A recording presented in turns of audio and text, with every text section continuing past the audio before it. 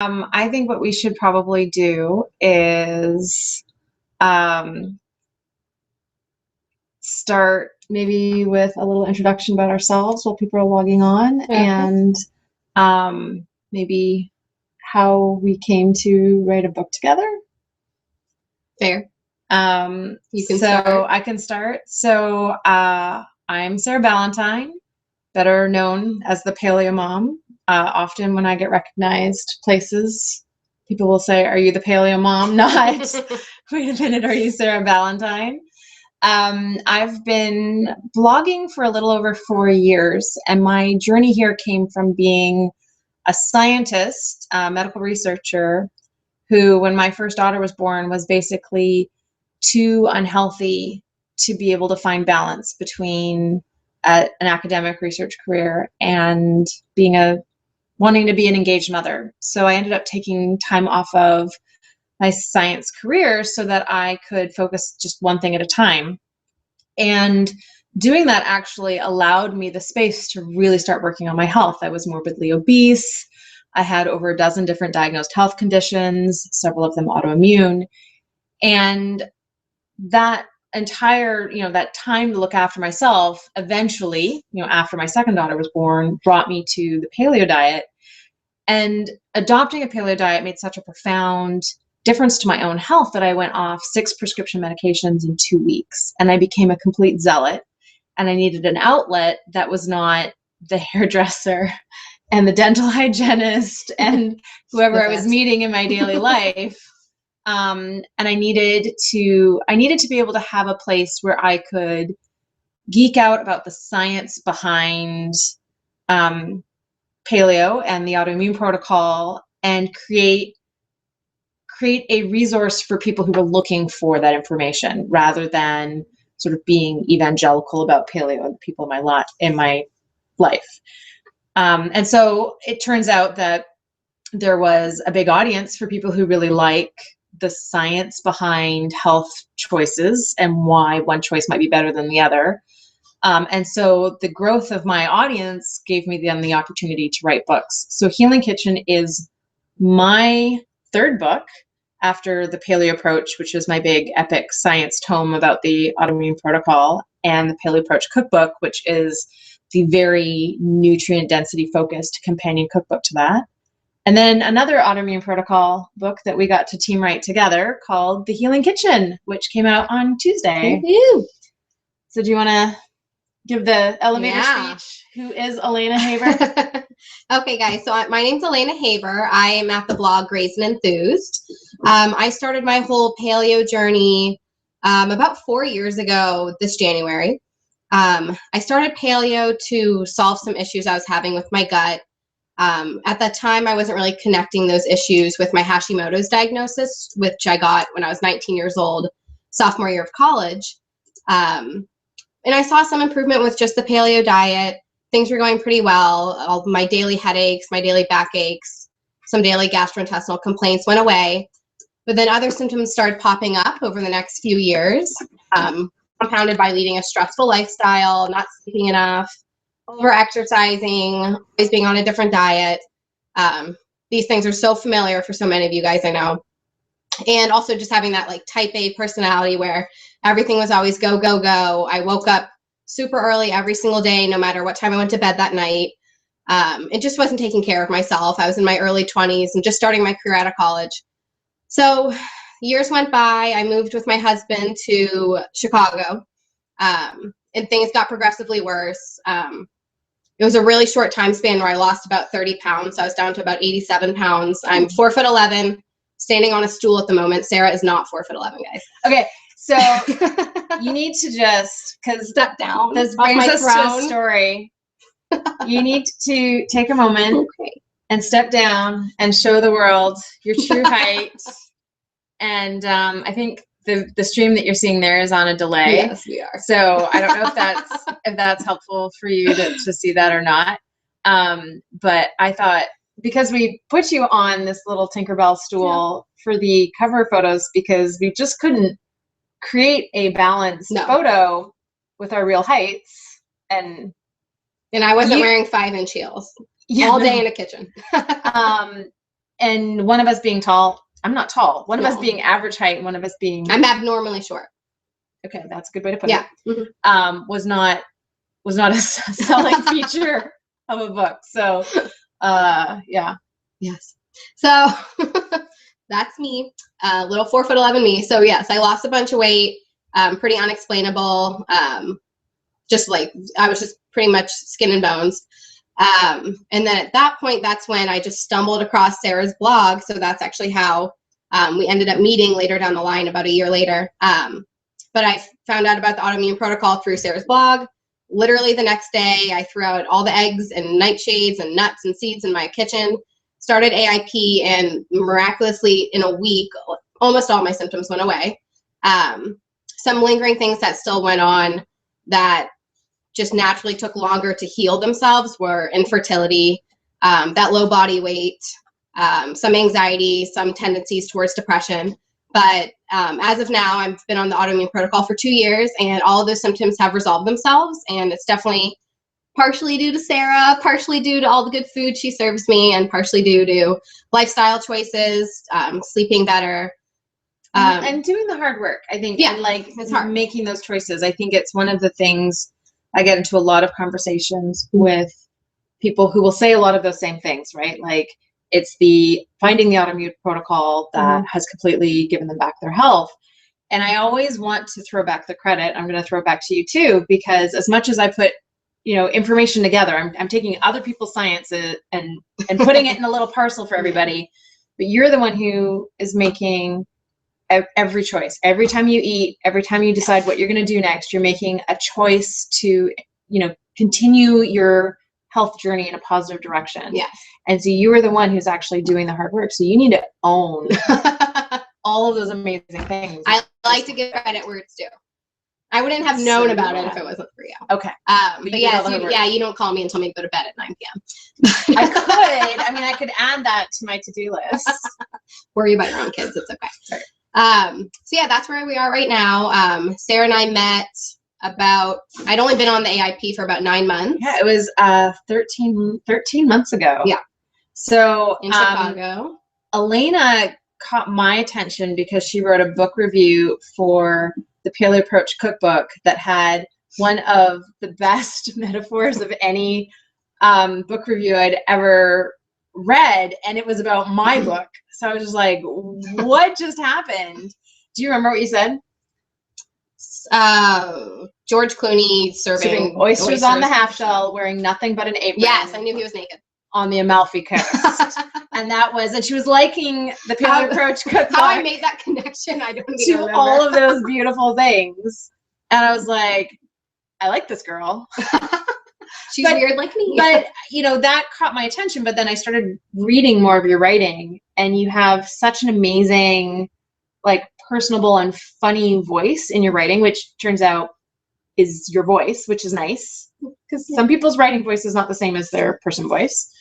And stream of consciousness. And so when we got to meet at the Stacy Toth from Paleo Parents and I did a joint book signing at this freezing cold CrossFit gym in Boondocks, Chicago. Yes. And you were there, and I was like, oh my gosh, you're the person with the analogy. And so then we went out for dinner after that signing, and I think we basically, we just bonded like sisters. I'm going to say sisters and not mother-daughter because I don't want to feel old. Mm-hmm. Yeah. She can't. She was not my mother. No, she cannot be my mother. Okay. So, so then you did a practicum in Atlanta, which is where I live. And then just a month after that. Right. And so it gave us an opportunity to hang out more and talk more and brainstorm more and come up with ideas. And eat together. And eat food together and realize we have very similar palates and very similar ideas of what would be a good book. And then it was basically one day we're like, hey, what would happen if we wrote a book together? And then an hour later we had the Healing Kitchen outline. Yes. And I was like calling my publisher. That was all you. I was like, we can get together next week. And you're like, let's sit down now. Do you have a few hours? And I was like, yeah, sure. It was just, it was, I think, a really organic conversation. It wasn't hard so, to have, no. So it was a really organic conversation that we were like, what does the autoimmune community need? Like what hole needs to be filled that we could create a resource to fill that hole? And so that was why Healing Kitchen became so focused on making the autoimmune protocol as easy as possible, as little time commitment as possible, as budget friendly as possible, and really accessible and approachable. So really make it seem like it's not going to be something that's hard choices every day, but something that anybody could do anywhere in the country, no matter where they have to shop for groceries. And that was, I think, for both of us quite limiting at times while we were like working on. I thought it was going to be more limiting than it actually was, though. Well, I mean, clearly I don't know if you listened to the Paleo View this week, but I said some very nice things about you. Oh, I will give it a listen. Yeah. Or you can just tell them to me in person. No, but I think that the recipes that they're every day came together, but they're amazingly unique complex flavors. They're incredibly innovative. And they are using ingredients that I think, most of us have sort of given up on as recipe developers. So like, for example, my carrots, parsnips, right? Like it's ingredients that we kind of go like, we've maxed out what we can do with those ingredients, and you've managed to take these everyday ingredients that used to be the foundation of paleo and people just find boring now, and turn them into something amazing.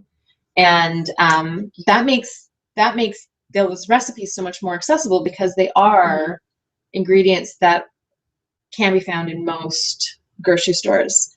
So that was this house, and we started cooking. And so we cooked, we had a pretty good idea of all the things we wanted to make. The cake was already made. We had made that the night before. And we started basically laying this spread of food and playing with position of every single element. That was all you. Okay, yes, it was all me. She has like an art background. I have an art hobby background, I think counts. is my grandmother used to take me to art galleries when I was a kid and sit me in front of a painting for like 20 minutes to discuss that one painting. And I'm like talking like 5 years old. So I have this like very, I don't know. I just know you wanted ingrained. The yellows and a Z. No, but I really had the flow of the eye was very, very important. Very pretty. And it turned out amazing. And there was a lot of technical planning that went into that photo that hopefully is seamless for the person looking at the cover of the book, and they just see, hey, this looks like a good book. I want to cook out of this. It looked like an art director. Thank you. Yeah. So we basically made the table look pretty, and then we made ourselves look pretty. There's some pictures of us cooking, and they're not pretty. They're not pretty. We're less sweaty.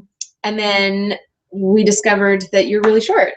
Because we didn't know that before. But I usually am on stilts. The funny thing was we brought a stool just in case. And we made you stand on the stool, and then I was barefoot. And I'm still like that much taller than you in those pictures. And how long was I on this stool? Oh my gosh. Like 4 or 5 hours. Like 4 or 5 not hours. moving people. Like for 4 or 5 hours on a stool this big. From the time we started cooking to get everything ready to the time that we were done was almost 9 hours. It was exhausting. We barely ate. We actually brought like really easy things to eat while we were shooting, and then we just didn't really. Like I think there was one moment where we kind of grabbed some food, but we really should have stopped and had breaks. But it was like it always felt like, oh, we're almost there. We're like fighting light. 20 more minutes, and then lighting was doing a thing. So so we were really like constantly sort of just keep going, which is my motto for everything. Yeah. So confirmed. So then when we finally got it all done, then we ate we reheated all of the very cold food at that point, and we basically stuffed ourselves with everything on that table while watching a movie that shall not ever be discussed ever in public. Oh, you're making it sound way worse now. While drinking what was in the wine glass. With sangria? It was, I don't know, what'd you feed me? It was actually wine. So we had a conversation about needing a beverage. And there's a sangria recipe in the Healing Kitchen that looks just like red wine, but it is non-alcoholic. It's delicious. So we decided the simple swap was to actually just put red wine in that glass. And then we drank it all the wine after being on our feet and working all day and not eating all day. So as you can imagine, we're really good friends now. Yeah. Unless you want a new friend. Right. Then do that. It's a good trial by fire. Yeah. But we had a lot of fun putting this book together. I think the way that we tended to work was very divide and conquer. Mm-hmm. So I think there's not that many examples of collaborative projects out there in the paleo literature. And I think we approached it maybe a little bit differently than how other people have approached it. Yeah. But it was very like come together for the ideas, and then you do this, I do this, we'll have a plan, and then go our separate ways, work on our separate parts, and then come back together and see how those parts mesh together, and then reevaluate, and then come up with the next idea, and then separate and go work on our own individual parts. And I think that it kind of allowed us to each play to our best skills. Yes, and then it also allowed us to have that mind meld experience where we were applying both brains to the same content. So sometimes I would see something that you hadn't seen, or you would see something that I hadn't seen. And so we'd kind of take all those ideas and merge them together. And that ended up creating, I think, a far better overall book, because it was almost like having an editor or having a critic working with you the whole time. Very positive. Yes. And pretty critic working with you the whole time.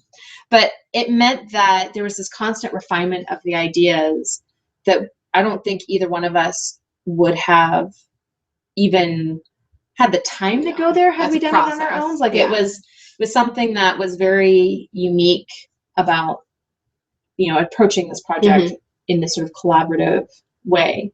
And of course the book's beautiful. It's our little baby. Well, and it was the most practical way to approach it.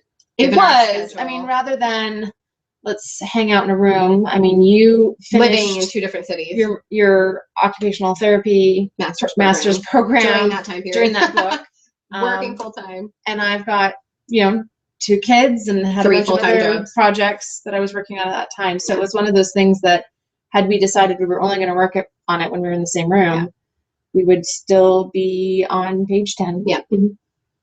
And we have a lot of mutual trust in each other, so we could divide and conquer, and the other person was going to take care of it. Yeah, absolutely. I think there was, I think that was well-earned trust. Like, I think when we first started, it was a little like, I did my part. Did you do your part? Yeah, you didn't know that? Yeah, I was working. But it was once everything started to pull together that we're like, oh, look at this. Look what the other one was doing this whole time. Holy, you did all that. Yeah. And then, so it ended up being, it's a book I'm really proud of. Yeah. So we've been seeing some reviews come in for the book for at least a couple weeks now. I love seeing people making the recipes. What I love hearing most is that people didn't have to go shopping for the ingredients. They got the book from Amazon in the mail. They already had ingredients for multiple recipes, and they were able to make those recipes for their family that night. And that was really our goal with this cookbook, was to make it that accessible, that you didn't have to make a special trip to the store to make a really simple but really delicious and nourishing dinner for your family. And then everyone's just been loving the taste, which is the most important thing about a cookbook, is how food tastes. So I think I've heard a lot of people really loving the layout, the look and feel, how easy the book is to navigate, how easy the information is to access, and how easy so one of the things that we did was we kind of rewrote the explanation for the autoimmune protocol from a very common sense type perspective, right? So the science book is already out there, was my perspective.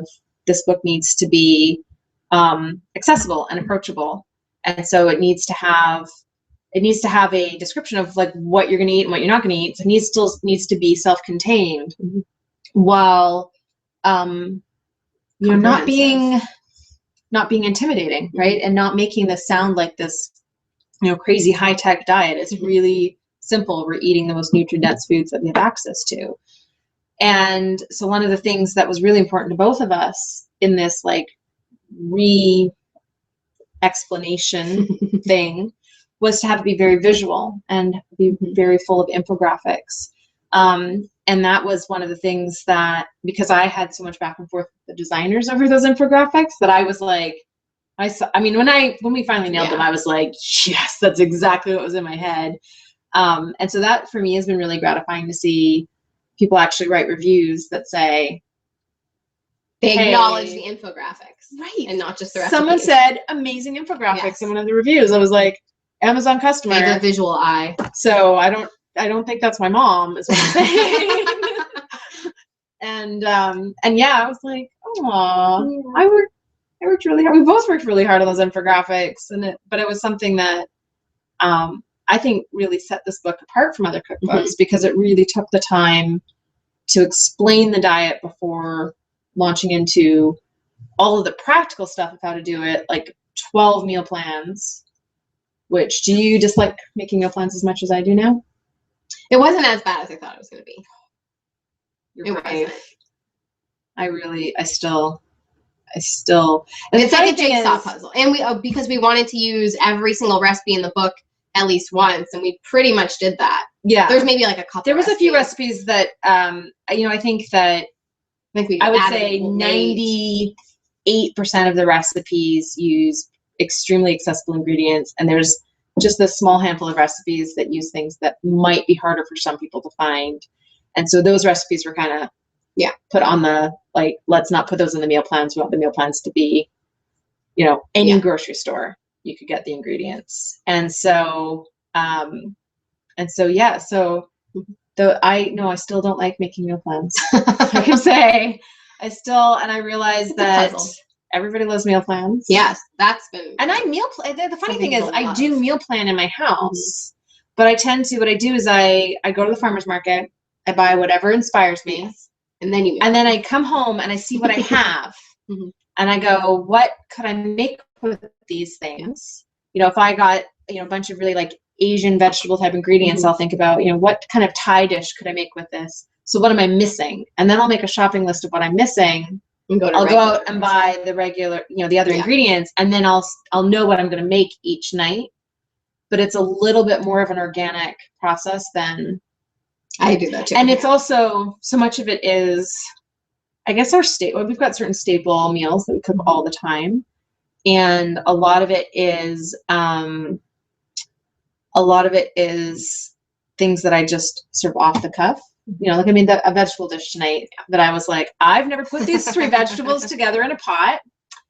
And I love experimenting on company. It was really good. It turned out really well. I think I should have taken a picture of it. There was fennel involved. And lemon, I think. There was lemon and fennel. And asparagus and mushrooms. And bacon. That's it right there. You were like, I'm just going to put bacon in case. I'm going to start with bacon. And garlic.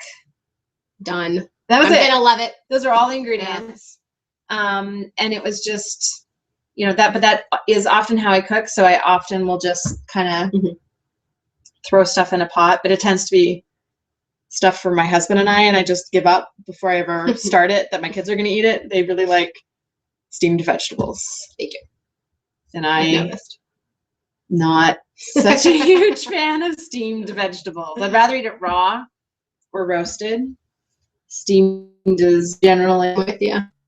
My favorite way to cook a vegetable. No, not the most flavorful. So I'm going to ask you, what is the question that you will get asked on every single interview, which is, what is your favorite recipe? Oh, that's really hard to ask, like someone who likes food so much. Almost did a spit take. I think my favorite recipe, because it doesn't taste, I use air quotes because that's how we talk, but it doesn't taste AIP, it doesn't taste paleo. It's the pesto chicken pizza, and it's in the easy peasy main section. And the crust is like a really simple crust. I make it on the fly because I always have the 2 ingredients and olive oil, and that's all that's in the crust. And then the chicken, I'll buy a naked rotisserie chicken from Whole Foods, shred it, and then the pesto sauce is something you throw in the food processor. And it takes 30 seconds. Yeah, it's so easy, and it's really good. And there's olives and artichokes. It has all my favorite things all in one crust. So that's my favorite thing. I served it for company this week and they were like, is this paleo? Are you allowed to eat this? And I was like, yeah, I'm allowed to eat this. It's like actually AIP. So that would be like my go-to recipe if somebody's like, what should I make for my mom or something like that. That one's really good. I like every recipe in the book. There's not a recipe I don't like. Which, I mean, it would be kind of weird if you were like, oh, this is gross. No, I don't. Let me put it in the book. I don't like turnips. There's no turnips in the book. There might be one. Like the clam chowder. Yeah, there's turnips in the clam chowder. It's one of my recipes. That's why. And you like turnips? I like turnips in things. Like a roasted turnip? Like if I just like simmer them with broth and mash them, they have a flavor that's disgusting. Well, it's like celery root and rutabaga. I like celery root. It's in that radish family, isn't it? Yeah, I like celery root a lot. Rutabaga I put in the same category as turnips. It's like if it's in a stew, I like the texture of what it does in a stew environment, but it's not my favorite as a straight up. Did you make the garlic rub tostones? No, I never got a Stacey chance to. But I made the pulled pork. Yeah. And barbecue. And then ate all of it. Yes. Because that's a good one. So good. Man-friendly recipes include pulled pork, barbecue pulled pork, Hawaiian pulled pork, any of the pizza recipes, kid-friendly. Oh, the burgers. The burgers with the plantain wraps as the bun is really good with like the guacamole. Kid-friendly recipes would be like the mac and cheese, the coconut crusted chicken tenders, the cinnamon mashed carrots, even like any of the roasted veggies. Like the roasted roots would be really good. And there's almost anything that's crusted too, like the bacon and date crusted salmon. That's really good. Yeah. It just has that little bit of sweetness that sort of appeals to a kid's palate. And that one's really easy. I use that for like company coming over all the time. So, yeah. You just gotta flip through the book. You'll find a ton you like. Yeah. So why don't we wrap this one up? And we'll be back tomorrow is the book release party. So if you happen to live in Atlanta, it's at CrossFit Dwala, which is in East Cobb. And it's my home gym, and it's going to be an awesome, amazing time. So please come out. It's free. It's catered. Farm Burger's doing an AIP burger bar for us. Holy Pops is going to be there with AIP popsicles, including the Paleo Mom flavor. Yummy. What is the flavor? The Paleo Mom flavor. No, but what is it? It's strawberry beet mint, and it's I love mint. Amazing. Well, so strawberry mint is like amazing together. Yeah. Bizarrely, strawberries and beets are amazing together by themselves. And then when you put all three of those things together in popsicle form, even though it's cold, I'm going to be eating one. It's awesome. Yeah. There's gonna be a bouncy castle. And then we're gonna actually be doing a live Q&A at the event tomorrow, but we're going to be streaming it here as well for anybody who wants to go see it. And then we'll give priorities for questions for people who are at the event. But if you have questions, feel free to type them in the live chat, and we'll see if we can get to some online questions as well. And then we're doing another one of these Tuesday? 22nd? Yeah, I think it's Tuesday. I believe it's Tuesday. I'm going to look up exactly. It is Tuesday at 2:00 in the afternoon Eastern time. So hopefully people will be home for the holidays and find that to be a nice, convenient time. It's evening in Europe, so it's not too late. So, and it's sometime in the mid-morning in Australia. Oh. Probably. I think they're 14 hours difference. They're probably awake. Might be really early in the morning. Yeah, so wake up at 6 and ask us all your pressing questions. And so I guess we'll see you all next time. Thanks, everybody.